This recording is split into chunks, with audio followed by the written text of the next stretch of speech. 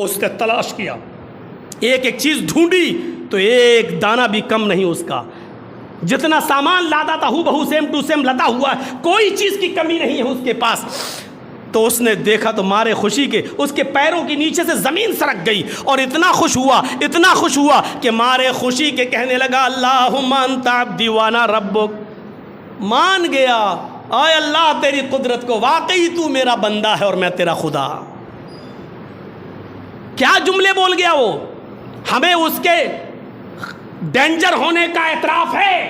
سوچئے اس نے کیا کہا.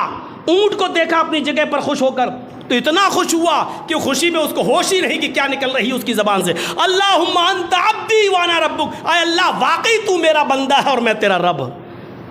اللہ کو اپنا بندہ بول رہا ہے اور اپنے آپ کو اللہ کا رب. آپ کو پتہ نہیں یہ جملے کتنے خطرناک ہیں. ایسے جملے فرعون نے بھی نہیں بولے تھے. فرعون نے صرف اتنا کہا تھا لوگوں میں تمہارا رب ہوں. پڑھو قرآن, انا ربکم الاعلی, میں تمہارا رب ہوں. فرعون لوگوں سے کہتا تھا کہ مجھے اپنا رب کہو. فرعون نے کبھی اللہ سے نہیں کہا کہ اللہ میں تیرا بھی رب ہوں. فرعون نے پورا قرآن پڑھ جاؤ, فرعون نے کبھی اللہ سے نہیں کہا کہ اللہ میں تیرا بھی رب ہوں. کبھی نہیں کہا. لوگوں سے کہتا تھا کہ میں تمہارا رب ہوں, مجھے اپنا رب مانو, مجھے اپنا رب مانو. لیکن اللہ سے نہیں کہتا تھا کہ اللہ میں تیرا بھی رب ہوں یا میں تمہارے رب کا بھی رب ہوں, یہ نہیں کہتا تھا وہ. اس کے باوجود کیا ہوا, اس کو دریائے نیل میں غرق کر دیا گیا. دونوں پانی کے کنارے مل گئے اور فرعون ڈوبنے لگا. اور جب ڈوبنے لگا تو کہنے لگا آمنت برب موسیٰ و ہارون, میں موسیٰ اور ہارون کے رب پر ایمان لایا.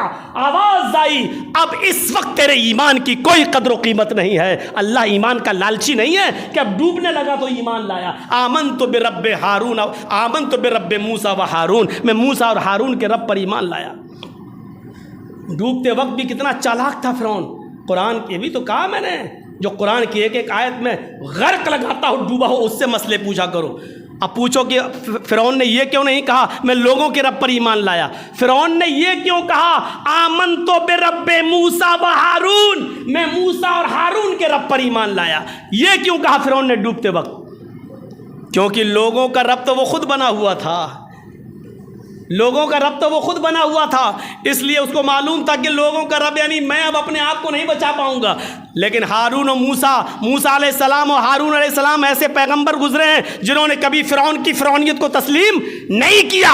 اس لیے کہنے لگا کہ آمنت بہارون و موسیٰ, میں موسیٰ اور ہارون کے رب پر ایمان لایا, یعنی میں اللہ تیرے اوپر ایمان لا رہا ہوں. اب تو مجھے بخش دے, اب تو مجھے چھوڑ دے. لیکن اس وقت اس کے ایمان کی کوئی قدر و قیمت نہیں. اس کا مطلب یہ ہے کہ کسی آدمی کی روح نکل رہی ہو اور اس وقت وہ ایمان لاتا ہے تو ایسے انسان کے ایمان کی کوئی قدر و قیمت نہیں چلتا.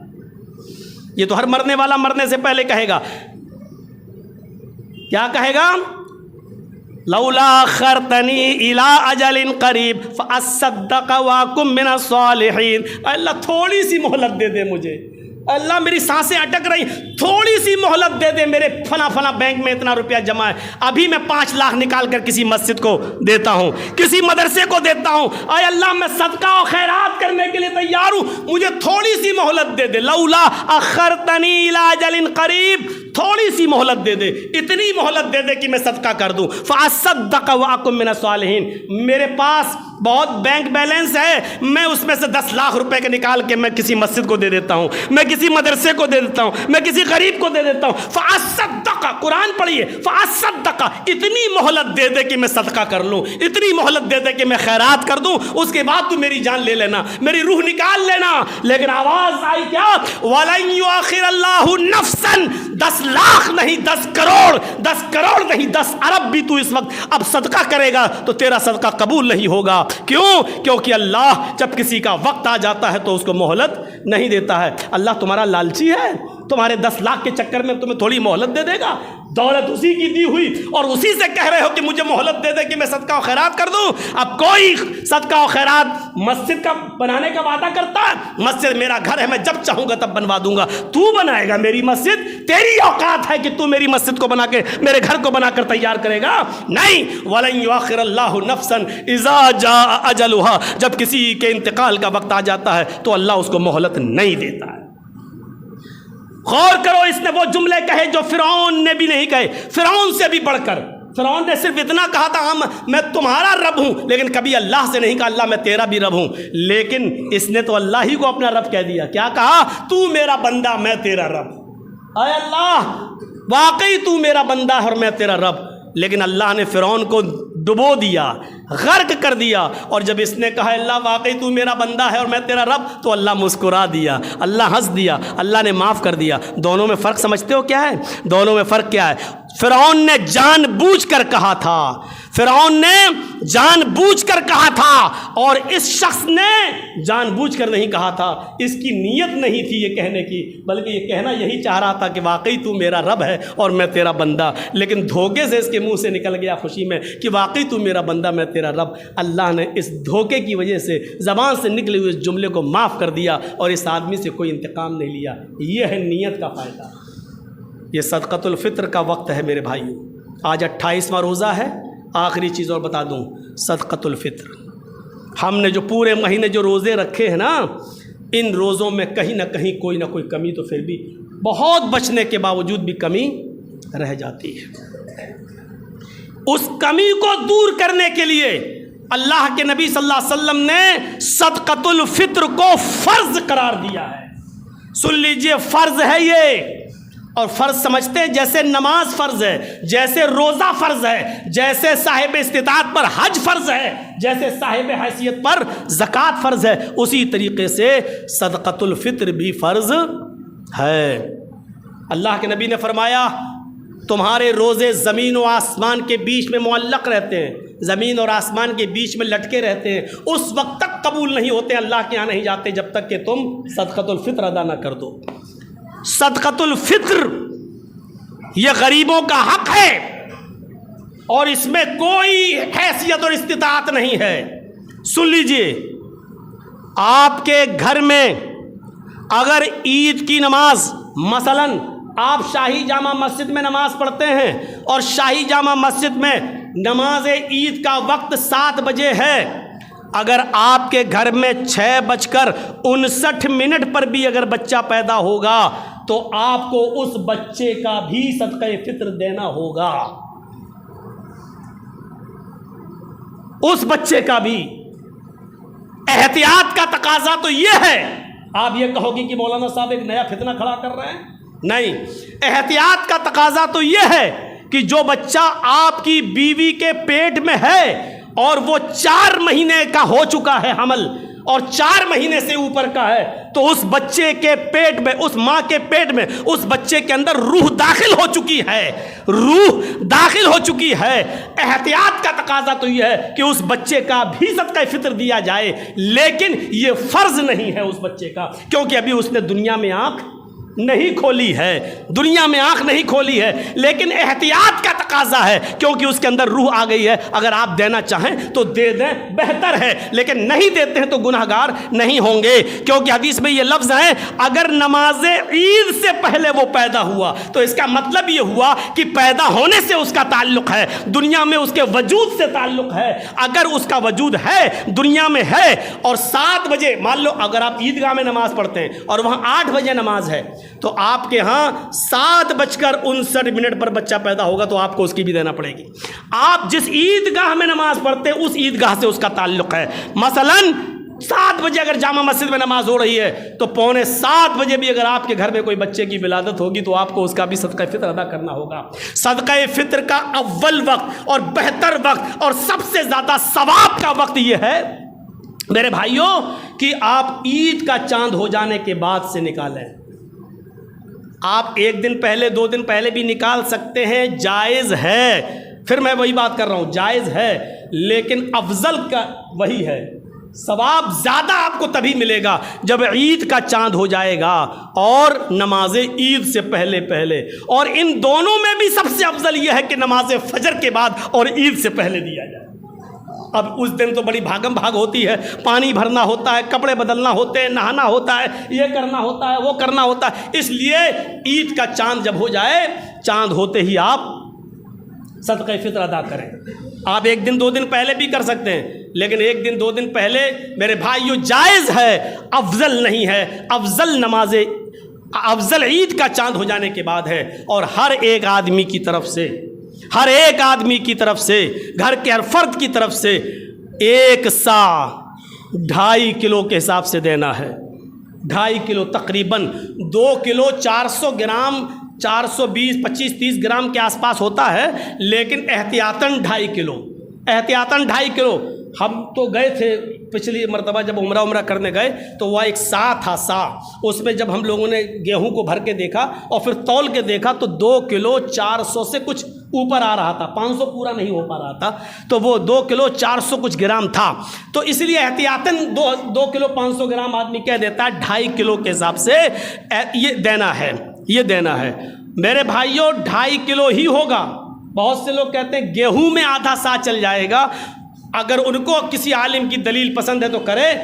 حضرت امیر معاویہ نے یہ سلسلہ جاری کیا تھا ملک شام کے اندر، کیونکہ جب وہ مدینے آئے تو مدینے میں پوچھا کہ آپ کے یہاں کھجور کا ریٹ کتنا ہے، تو انہوں نے کہا اتنا ہے۔ کہا آپ لوگ 1 سا کھجور دیتے ہیں؟ کہا ہاں۔ کہا ہم 1 سا کھجور نہیں دیتے ہیں، ہمارے یہاں کھجور مہنگا ہے، گیہوں اور زیادہ مہنگا ہے، ہم گیہوں کا صدقہ فطر نکالتے ہیں، لیکن جتنے میں تم 1 سا یعنی 2.5 کلو جتنے میں تم کھجور لیتے ہو اتنے روپے میں ہمارے یہاں 1.25 کلو گیہوں ملتا ہے، یعنی آدھا سا گیہوں ملتا ہے۔ اس لیے میں نے ملک شام کا امیر ہونے کی حیثیت سے وہاں کے لوگوں پر آدھا سا گیہوں فرض کر دیا، یعنی آدھا سا نکالو، کیونکہ آدھا سا گیہوں جتنے میں آتا اتنے میں تمہارے یہاں 2.5 کلو کھجور آتا ہے۔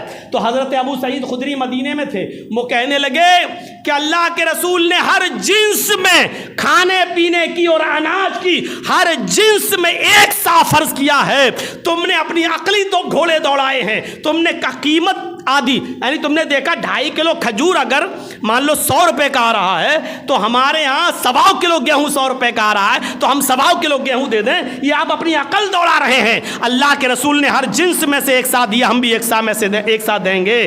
بلکہ ابو سعید خدری نے کیا کہا کہ اخرجوہ کما اخرجوہ، میں ویسے ہی نکالوں گا جیسے اللہ کے رسول کے زمانے میں نکالتا تھا۔ تو امیر معاویہ کی بات حضرت ابو سعید خدری نے نہیں مانی تھی اور کہا تھا کہ تم اپنا مشورہ اپنے پاکٹ میں رکھو، میں اتنا ہی دوں گا جتنا اللہ کے رسول دیتے تھے۔ اگر تمہارے یہاں گیہوں مہنگا ہے تو کھجور دو، تمہارے یہاں کھجور مہنگا ہے تو پنیر دو، پنیر مہنگا ہے تو کشمش دو، اور جو چیز سستی ہو اس میں سے دو، کوئی ضروری ہے؟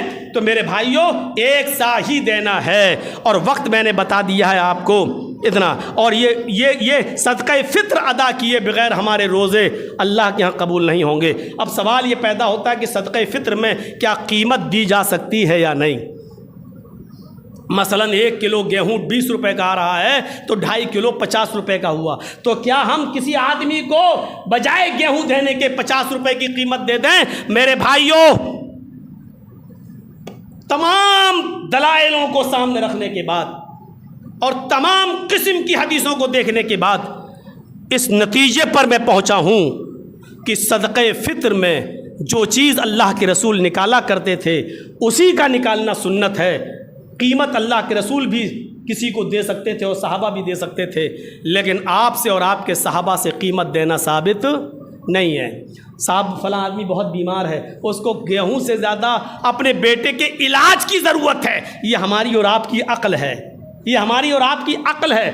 اس کو گیہوں سے زیادہ پیسے کی ضرورت ہے، اگر ہم اس کو گیہوں کا پیسہ دے دیں تو میرے بھائیوں آپ اس کو گیہوں بھی دیجئے، صدقہ فطر ادا ہو جائے گا، اور مدد آپ اس کو اپنی طرف سے اور کر دیجئے، تو کیا حرج ہے؟ آپ صرف صدقہ فطر اناج ہی اس کی قیمت کیوں دینا چاہ رہے ہو؟ آپ کو اتنا ہی اس کا برا لگ رہا ہے تو صدقہ فطر بھی دے دیجئے جو آپ کا حق ہے، اور اس بیچارے کی بیٹے کے علاج کے لیے الگ سے کچھ مدد بھی کر دیجئے۔ کیوں نہیں کر رہے ہیں؟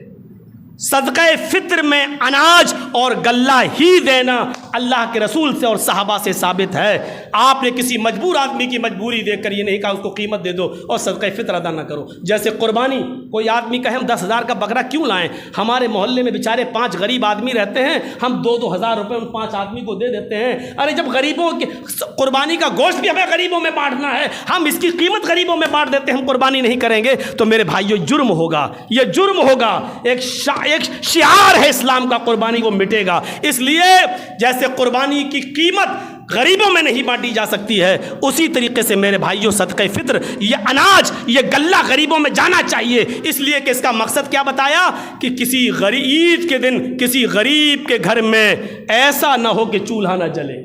آپ نے فرمایا کہ عید کے دن غریب کے گھر میں بھی چولہا جلنا چاہیے، اس خوشی میں وہ شامل ہونا چاہیے، اور عید کے دن کوئی بھی آدمی سڑک پر، کوئی بھی مسلمان، کوئی بھی ہمارا امت کا فرد مانگتا ہوا نظر نہ آئے، اتنا اس کے گھر غلہ پہنچا دو کہ وہ اپنے بیوی اور بچوں کو آرام سے کھلائے۔